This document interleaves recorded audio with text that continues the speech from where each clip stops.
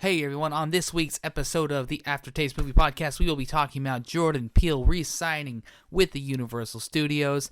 Also on that same lot, Colin Trevorrow has secretly released a short film named Battle at the Big Rock.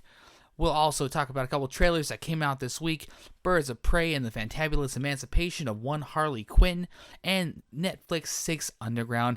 I'm extremely impressed I got that Harley Quinn title right. I won't ever do it again. Thank you so much for listening, and let's get this going.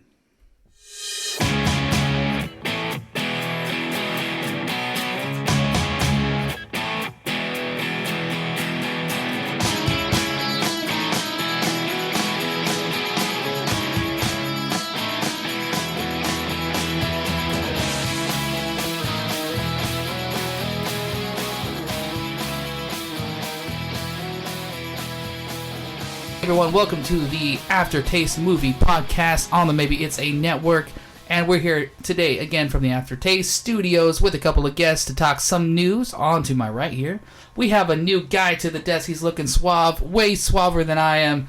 David Cole, how you doing, buddy? I'm doing well, Brian. It's good to see you as always. Oh, and I'm happy I'm here. Yeah, that's good. You got to match my intensity, man. You don't sound excited. Are you excited to be here today? I'm just in a over the moon. You look over the moon. All right, let's move on to basically my co-host of this show here all the week. Makes my life better every time. Chelsea Rodriguez, how you doing? I'm doing good. Doing good. How's your week been? It's been good. It's been relatively low key. Low key? That's not the worst thing. All right, and the first topic today, Jordan Peele has signed back on with Universal for his next two films.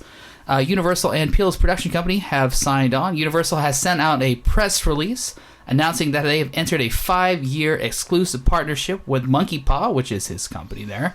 It reveals that Peele's next two movies will be set up at Universal, and he will write, direct, and produce, and have full studio commitment for all of these films. Just to jump into this a little bit, Chelsea, how do you think the move will benefit Jordan Peele's career and the studios also at this point?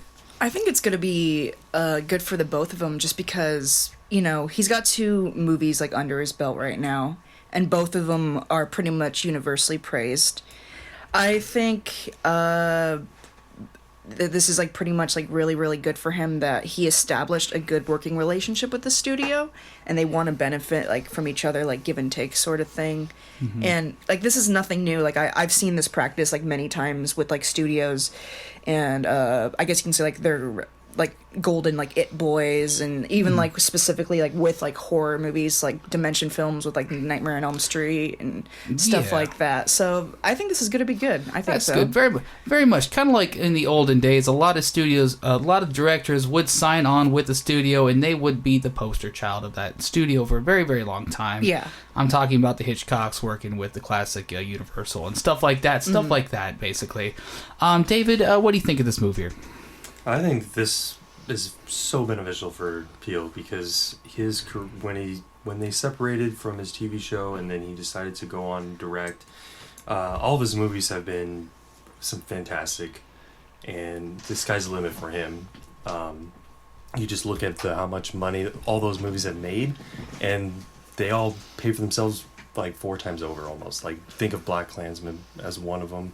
I mean, he was not a huge role in it, but he was part of it. He was part of the producing cast there, and he does have a genius in all sorts. So basically, when he's in this universal world that he's basically invested himself into, he's part of a lot of different projects within that company. So films like BlacKkKlansman and all the other stuff he's a part of. So this does keep him very versed inside of this company, which is great.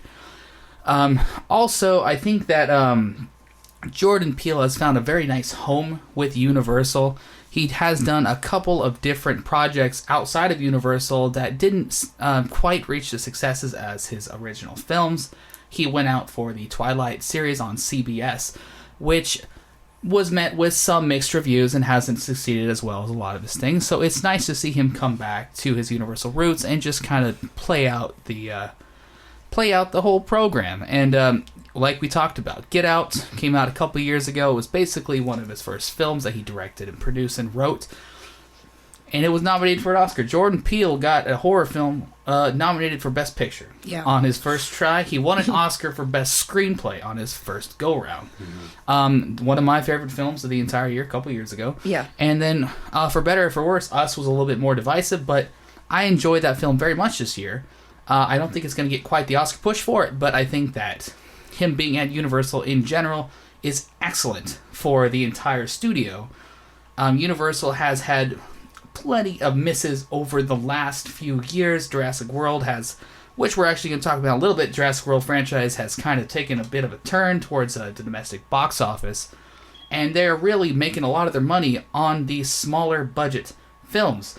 They made a 10-year contract with Blumhouse, which is where they make majority of their money right now. They make a movie that doesn't need to be even good for $5 million, and since they have the distribution rights, they'll make 500%, as David was discussing, like 500% on every single movie. That's garbage. Happy Death Day 2 was okay, but it did not deserve to make 700% of its profit. That being said, like I said, Jordan Peele's he is one of cinema's only true original voice right now. You don't see 99% of the films you see come out are not original products. They're not original thoughts. They're not coming from writers with original stories. Every time Jordan Peele comes up with something, with the exception of Twilight, Twilight Zone, Twilight Zone series, which is based in some of the original tracks on it. Everything he's doing, very, very original story. Like, for better or for worse, some people couldn't follow it, but it was very original.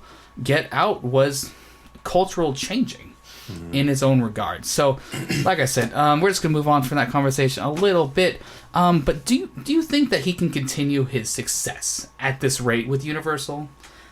Like I said, Get Out getting nominated for an Oscar, Us being so critically acclaimed at least. Yeah, I personally think so.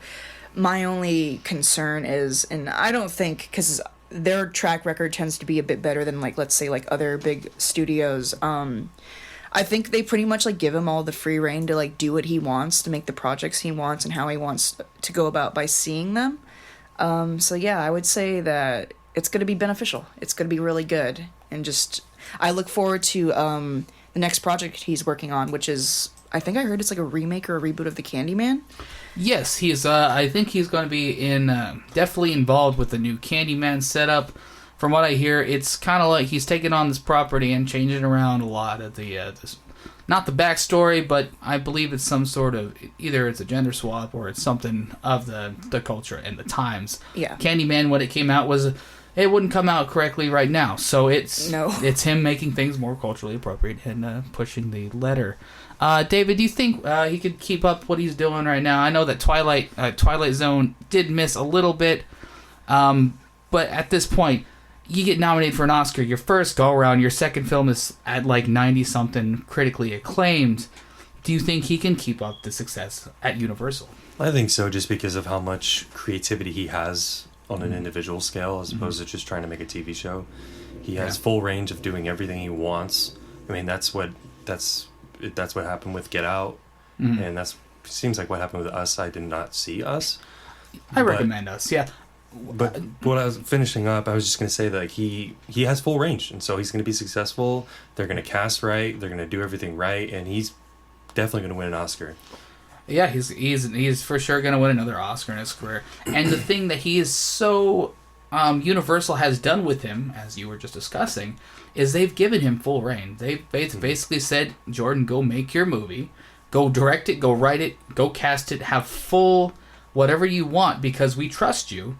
And I haven't seen the numbers of this contract, but I imagine it's a big step up from his first contract, because if you win an Oscar and you go out and you make a movie like Us, you're going to get a big pay raise. So we're just going to move on to the next topic right here, and we were just talking about Universal a little bit, but a couple weeks ago, Universal and Colin Trevorrow secretly filmed and released a short film called Battle at Big Rock. Did you guys see that one? Yes. I did. Yeah, so last year, director Trevorrow, he just basically secretly snuck off and shot an 8-minute short, and it did film on September 5th, but we're just going to get to it right now on FX after a generic screening of Jurassic World for the 15th time, which happens every single day. And it was released online shortly after. Chelsea, what did you think of the short? So I just had seen this like with like very, very recently. And I have to say, when I was watching it initially, I thought like the first couple of, I guess, like minutes, even like past the intro, like when you saw like the family like watching the battle between like the dinosaurs, I was kind of a little disconnected, because to me at that moment it just seemed like here's a bunch of actors like staring at a screen, because we clearly know there's no actual, dinosaurs like fighting.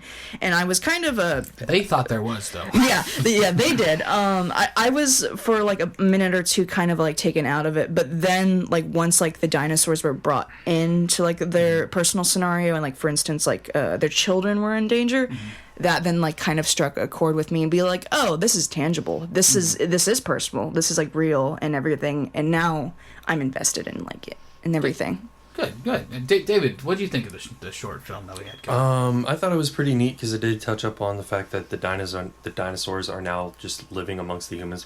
They're all coexisting. Wasn't really thrilled with it after all, just because I don't think it was long enough, to be honest. Like if they're trying, I feel like what they're trying to do is like sneak in a little teaser extended trailer to what's going to happen soon. So I felt like they could have given us a few more minutes to kind of set it up a little bit more than just a quick little incident and then bam, we're done. Yeah, I see that point. I see that point there, but you gotta. I mean, I just kind of look at it as their attempt to kind of rejuvenate, right? To just kind of get that name out there, and really, I think there's about another year gap from when they're coming out with the actual Jurassic World 3. Yeah. So they're just trying to keep their movie in the general cultural mindset. And so I don't know if this stuff it's basically in place of a trailer, right? So giving us an 8-minute trailer instead of a 2-minute teaser, I'm not going to complain too much about it.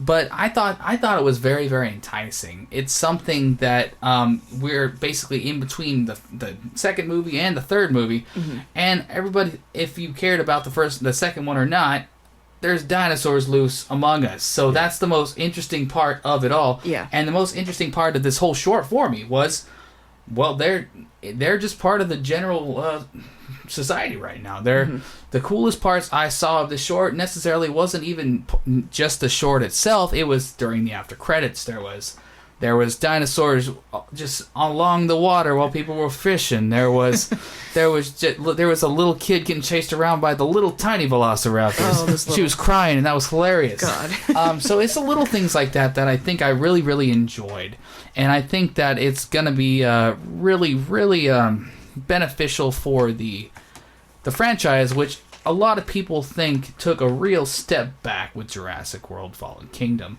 The first one was generally, I mean, it wasn't a critically acclaimed film, but people were like, oh, dinosaurs are back. This is great. They went out and they saw the movie, and it made over $1 billion. The second one could not come close to touching $1 billion, and it kind of seemed like a rehash to a lot of people who love the original Jurassic Park franchise.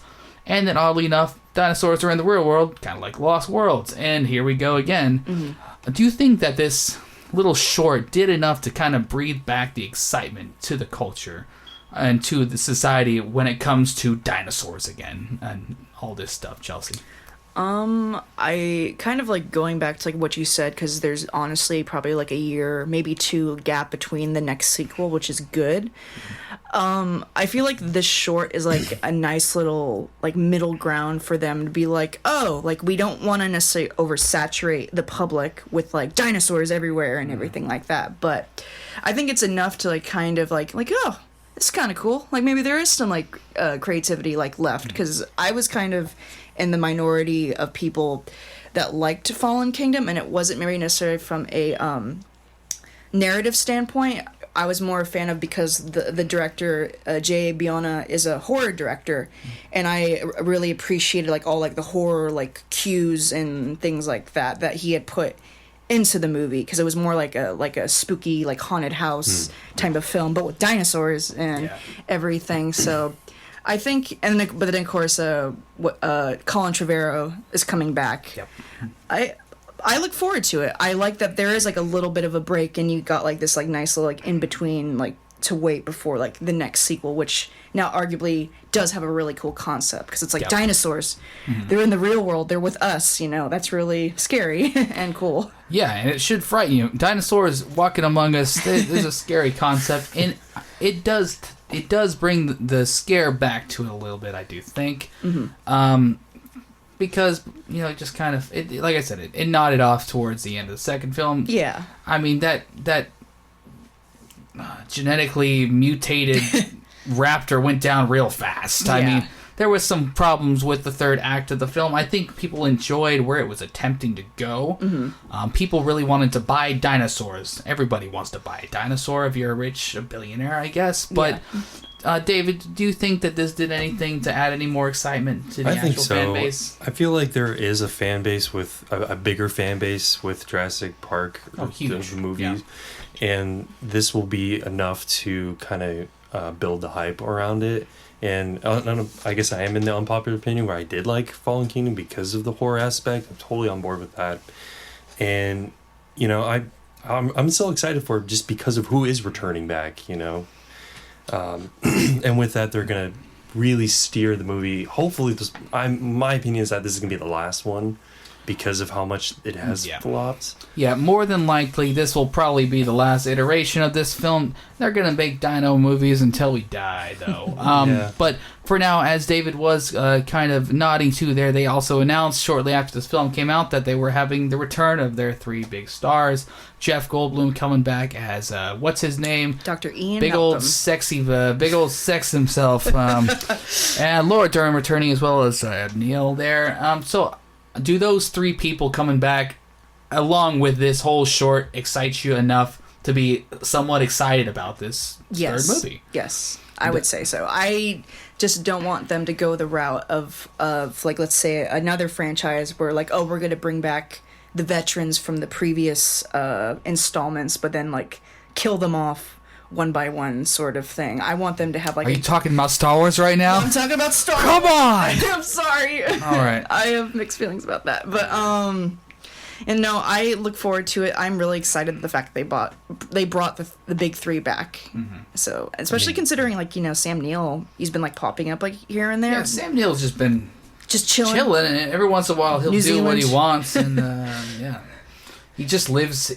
the dream in New Zealand. That's what he does. Or does films for Taika Waititi on occasion. That's true, right? Taika's great, though. Yeah, Taika's amazing. I'm wearing my favorite shirt today. It's I know, good old Jeff Goldblum as the Grandmaster. One of my favorite people in the world. His brother, of course, being the Collector. I got a nice Funko Pop from the Disneyland up there.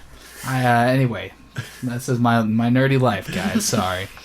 Do you have anything else to say about Jurassic World? Are you excited? All right. I'm pumped. Pumped, I'm ready for it. I had a good feeling that they were going to bring back the three because Jeff Goldblum was having that few scenes with looked like some kind of panel, even though we weren't really informed of who that was. Yeah, but it's cool that he's just there talking about dinosaurs. So I guess that's enough for people to build hype amongst themselves to see it. Is anybody else excited for the show on Disney Plus called Jeff Goldblum Sees the World? Is anybody excited for that? I am. You have no idea what it is? I have no idea what it is. It's a TV show that was announced by Disney Plus coming out in November to take all of our money. And it's basically they give Jeff Goldblum a camera crew and he just goes and sees things. And I'm very much for anything Jeff Goldblum, especially in that level and regard. I think he will be fantastic. Very excited for that. But we're going to move on from Universal because I think they got enough talk in today, even though yesterday we basically talked about Marvel the entire time. So the next thing we're going to move on today is the trailer for Birds of Prey and the Fantabulous and... this is such a long title that I'm just going to call it Birds of Prey. So, the first full trailer came out for the Birds of Prey. Margot Robbie returning as Harley Quinn there. Chelsea, what is your excitement for this movie in general? And what did the trailer, did it do anything for you? Or? Honestly, it's not the highest priority for me, just because, I don't want to say... like David Ayer's Suicide Squad kind of like a bad impression with me, but there is like, I guess you can say, some baggage with that. I mean, it is very different compared to like that movie in general. Like, this is like a completely different crew, different director, and everything like that. I was like interested in like a lot of like the promotional art, like what they were doing with Harley, like her outfits and like some of just like the stylistic choices they were making. And I'm not like in that camp of like hardcore DC fans that were upset because apparently when shortly after the trailer dropped, there was some people mad about the way some characterizations of well-established characters in the comics weren't portrayed very well. I was like, well, I'm not in that, essentially, so I can't really say I have high stakes with that. I'm like so about it, honestly. So David, what do you think of Suicide Squad? Were you a fan of that movie at all? I was really excited for it. You a big Enchantress fan, or? It was a big flop for me. It could have been so much better, and it just went in way too many different directions that it needed to. And Birds of Prey, I feel like, will remedy it.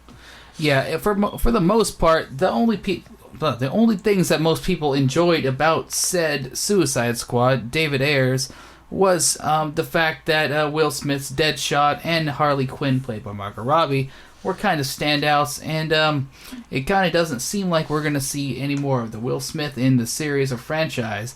But their cash cow right now at Warner Brothers very much seems to be Margot Robbie. She's starred in a few different films for Warner Brothers over the last few years, Tarzan and a couple other ones to name. And yeah, so they're in this thing, they're basically trying to throw it out there and get these lesser known people and characters that diehard fans might know, but a lot of people don't know the Huntress or whatever. Yeah, there's the big uproar was how Cassandra Cain is portrayed and everything like that. That's like one example. Yeah, so we'll see how the film kind of adds up there.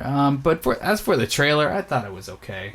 Did you like the trailer, David? I loved it. I mean, I'm building the hype for it just because of how good the movie's going to be, I feel like, and what the message of the movie will be is going to be something kind of, it'll really hit the audience hard, as well as educating other comic book fans about these D-list characters that no one really knows.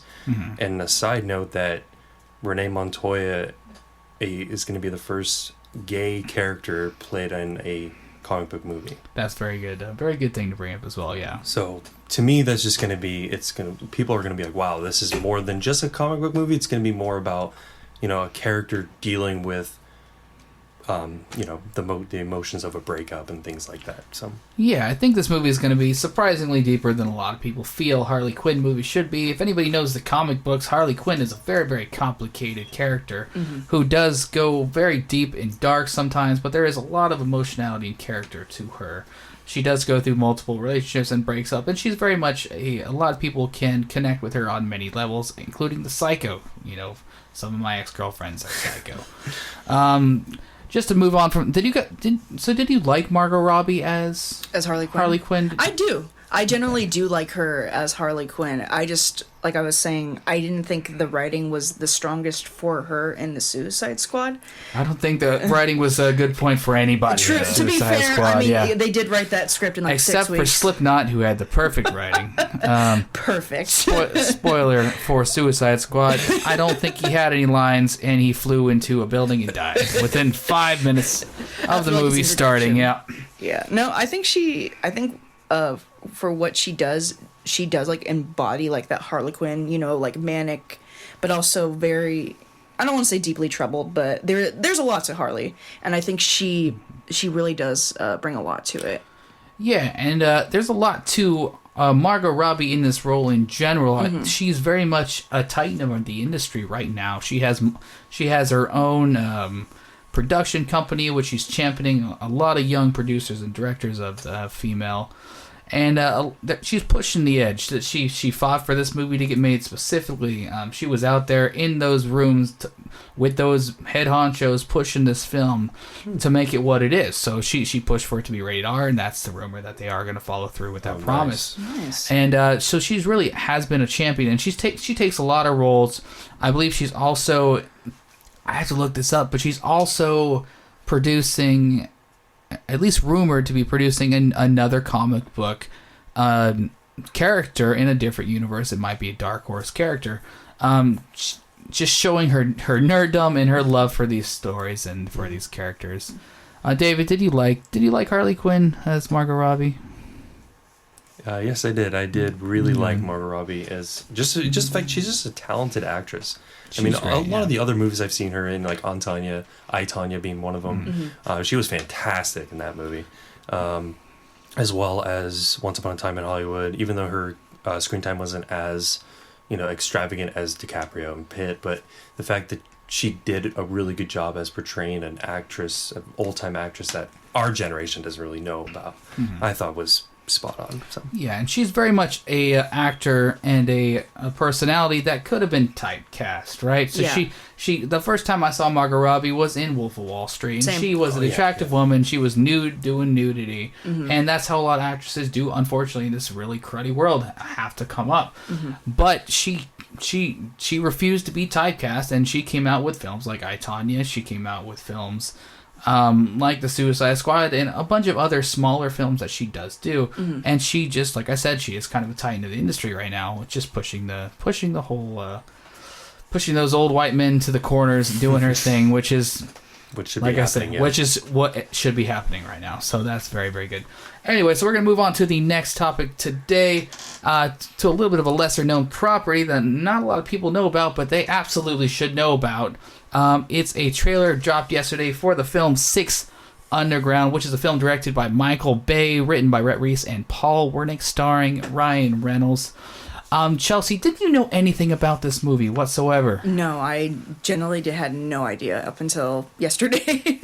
Yeah. So you didn't know anything about it. How did you feel after watching the trailer, though? I saw part of the trailer yesterday, and I was kind of like tuned out, but then I had watched it again, like in its entirety. And it got me thinking back to I'm really glad that Michael Bay isn't doing the Transformers movies anymore. Yes. And it kind of made me think back to like his older like action-packed type of movies that weren't like centered around like Transformers and everything like that. It made me it made me laugh in a good way, how like it's got like all the trappings of like his tropes and like what you come to expect with his movies, but it's going to be on Netflix, which is like a big thing. Yeah, this is the biggest budget that they have thrown at a movie yet, and it's really interesting to see Michael Bay get back to this type of film. You could see very much that he does have the color palette and the tinge of his classic signature. It's very much still in the movie. But it will be interesting to see him try to get back to his roots. David, did you know anything about this movie whatsoever when I said, hey, David, check this trailer out? No, I did not. And I'm excited that you showed it to me, because as soon as I read your other captions about the writers, I love the writers, first of all. Those two guys made Deadpool fantastic. Yeah. First of all, and then after watching the whole trailer, I was like, okay, I Michael Bay, leaves a sour taste in a lot of our mouths, but however, I feel like this will be kind of a resurgence to his directing skills, perhaps, because it won't be a sci-fi movie; it'll be a plain action movie, but with some cool comedy in it and some, just great action. Yeah, it takes you back to the good old Michael Bay days of the early '90s. Bad Boys. Bad Boys. Yeah. Did he produce The Rock? I think so. Yeah, I think he produced it. Yeah, so he's taking you back to the good old Michael Bay days with the action stars like Nicolas Cage and all those fun movies. It's got a little bit of like the fun face-off feel to it. Yeah, which is really fun. And Paul Wernick and Rhett Reese they've done many films together, and they've got this relationship with Ryan Reynolds, which is just they just play off of each other so well. They sit down and they write movies together, which is kind of... we're kind of starting to see the emergence of story writers and directors in the way of like the Russo brothers, who came through and produced all the Captain America movies and the Endgame films and Infinity War and stuff like that. Just sitting down and making a really fun movie and knowing how to bounce ideas off of each other without self-destructing like most people do. But yeah, I was really excited about it. Deadpool, obviously, I just put up a Deadpool freaking thing on my wall today. I enjoy Deadpool very much. Do you have any confidence that Michael Bay can actually get back to Michael Bay? I do. I really do. I more or less, I've always enjoyed his movies. Like, even since like when I was little, I just knew like he makes like really like over the top, like bombastic, like entertainment movies. Like, but I love them. Like I Armageddon, Bad Boys 1 and 2. It doesn't get like as much love, but I personally like the concept to the movie The Island that he did like in 2005. Not one of his strongest, but I thought the concept was generally interesting. I think he does. I think, like I said, because he's not like relying on like Autobots or Decepticons or anything like that, I feel like it's a nice way to come back into good old Michael Bay that we all know. Yeah, and it's a real good opportunity for him. He's stepping out of Paramount. I don't know if he was forced out of Paramount because, you know, they made their money, but certainly the diminishing returns on the Transformer franchise couldn't be more apparent from their drop-off year to year to year. I believe The Last Night was the last one that they made. And it domestically took such a tumble. I believe it made half as much as it did with the prior one. It was really expensive, right? It was about a $300 million film. Basically just Sir Hannibal Lecter himself with the sword in medieval times. And there was dinosaurs. And it didn't make any sense. I believe it's also worth mentioning that this film is from Netflix. So this is a movie that Michael Bay will be doing with... I mean, it's going to have a high budget, but it's not going to have a full studio budget behind it. And you're not going to be able to see this film on the big screen unless... I mean, most people have big TVs these days, but you're not going to be able to see it in a studio theater and check it out. Do you think that a movie of this size and budget can succeed on a streaming service, Chelsea? I do. Just because of how much Netflix has evolved over like the last couple of years, like with their platform. It seems like every couple of years, it's like they're just upping their game in terms of the streaming service. Like I think it was last year's Oscars or the one before, like they got a lot of awards for their movie like Mudbound, which I thought was very, very good. I think Mary J. Blige got like an Oscar nomination. Yeah, and I believe they won an Oscar for they won an Oscar for something. Yeah, for sure. I do, because when I was watching the trailer, I like was looking at it and I was like, it's so polished and clean. It looks like it could have had like the budget of like over $200 million, but it's gonna be on Netflix. I don't know at the moment what the budget is, but it looks... I'm sure it's pretty high. And it's really hard to tell these days with the metrics of Netflix, because Metrics does not release a public box office receipt return or anything like that. They don't announce how many people have necessarily watched it unless they want to, because they control their own market. Yeah. But yeah, Netflix is coming out with more original content, more and more and more. They're hemorrhaging money because they're coming out with so much product and stuff. Yeah. But last year they were nominated for 3 Oscars. They had Roma, they had Mudbound, and they also had Buster Scruggs, The Ballad of Hubba Hubba Lubba Lubba. Yeah. The Coen Brothers one. A Coen Brothers film. So they are coming out with quality content, and I think it could succeed, but it's the first one of this scale. Of like this scope. Yes. David, do you think it could do well on the Netflix streaming? Oh yeah, absolutely. Just because of other streaming services nowadays are creating their own original content, so they're kind of forcing Netflix, they're forcing their hand to really do something good with the money that they have, and this will do it because... a lot of their content is kind of either really good movies or just kind of action-y sci-fi movies I've noticed in TV shows, like Altered Carbon being one of them I actually kind of liked. All the Adam Sandler movies. And then, anyway, I just feel like this will definitely help him and help Michael Bay and help Netflix, because hopefully if this movie does well, then they can do other great original content together. Yeah, you see directors teaming up with Netflix more and more these days. I believe J.J. Abrams just signed a huge contract with Netflix, or somebody did. D.B. Weiss and the writers of Game of Thrones, they are signed on with Disney to produce and show direct a trilogy of Star Wars films, but they also just signed on to Netflix for they said it was a nine-digit contract to produce for the next 5 years. So they are getting quality directors and people to come in, because they come into Netflix and they have free reign to do whatever they want, like most studios don't give you. That being said, we are also, as David said, we are in something called a streaming war, right? So Disney is coming out with Disney Plus starting in November, and they're releasing it with so much content that they are forcing the issue with every single streaming company, not just Netflix, but Netflix was the first one, and they are the first one to have to evolve after this, because very much Disney is going for the jugular quick. Obviously, that's a really intense term, but they come out and they announce that, yes, you're going to get all of this content. We're making original shows. Jeff Goldblum, we're going to give him a camera crew. We have all of National Geographic. We have all of Marvel. We have all of everything you love, and it will be on this service for you. And guess what? It's going to be $6.99 a month. Jugular. That's what they are going for. So they are pushing Netflix really hard, every other service. And they also own about a 65% market share of Hulu. So they have everything right now. Netflix has to step up and evolve, or a lot of people think they will be the first one pushed out of this game. Because you see CBS coming up, they have like the Twilight Zone that's on their thing, and they have Star Trek Discovery, which is on their thing, which is a big thing. But they have their own niche market. Netflix, however, is a competing market with the Disney Plus, with the Hulu and stuff like that.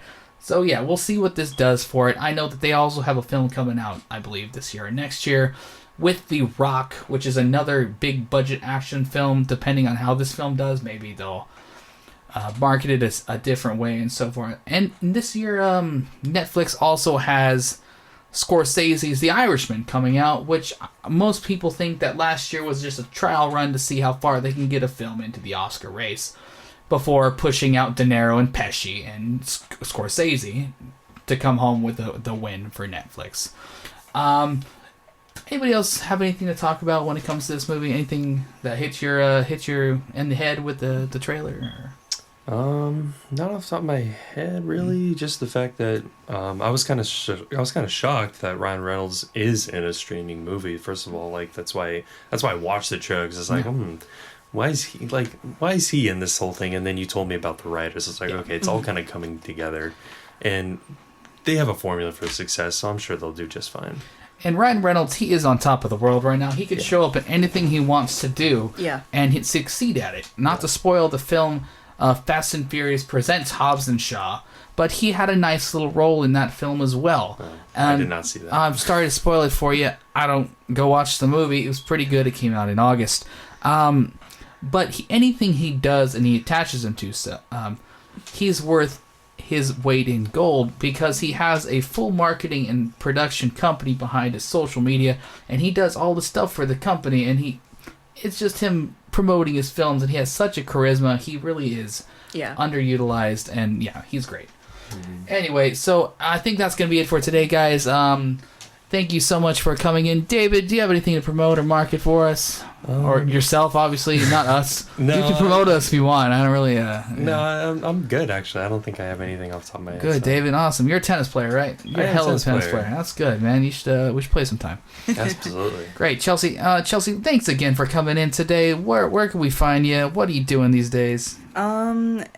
You can find me on Instagram at LittleChels25, which is LILCHELSS 25, and I also I am part of this platform called Coffee, spelled very strangely KO-IF, where essentially it works like a Patreon kind of, but I'm taking commissions for artwork because I really love to do art and everything like that. And my handle is Osaluna, OSCOCELUN. And not to quote one of my favorite movies, it's called that's that movie Step Brothers, where Will Ferrell says he is been known as the songbird of his generation. Chelsea is the artist of her generation, very much so. So go ahead and check her out. Once again, you can find me on Twitter at Barno_922. Check us out on our Facebook page at AfterTaste Movies, on our network page at Maybe It's a Network. Go on Twitter, AfterTaste Movies, and I believe Maybe It's Network's also on Twitter. The hashtag would be, not the hashtag, the @ gosh dang it, I'm so old with my social medias. It would be at Maybe It's a Network spelled NETWRK, because screw you, Twitter. Everybody have a good rest of your night. We will see you on Monday, Wednesday, with a movie review for Judy. Have a wonderful rest of your week. Next week's show may be delayed one day. If it is, get over it. Watch it on Tuesday. We'll see you next time.